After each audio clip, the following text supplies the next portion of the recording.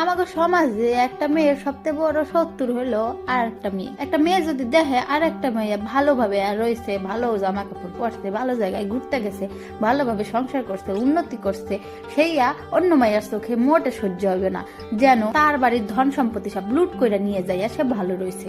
আর এইটাই হচ্ছে মহিলাদের সবচেয়ে বড় সমস্যা, কোনো কিছু না করবার পারার। আজকে সারাদিন আমার মাইয়া কিছু খায়নি, মুখে মনে হয় রুচি নাই, তাই ভাবলাম একটা রেসিপি বানাইয়া খাওয়াই। এখানে গাজর, টমেটো, পেঁয়াজ, বিট আর ডিম দিয়া ছাতু দিয়া ভালো করে মিশাই নিছি, একটু লবণ দিছি, সামান্য চিনি দিছি যাতে টেস্টটা ভালো লাগে। মুহে তো রুচি নাই, তাই এটা বানাই খাওয়াইছি। যদি একটু রুচি হয়, যদি ভালো মতো খায়, সারাদিনটা তো খায় নাই কিছু। ওই যে বলে না, যে খাবার পায় না সে খাইতে চায়, আর যে পায় সে খায় না, নষ্ট করে।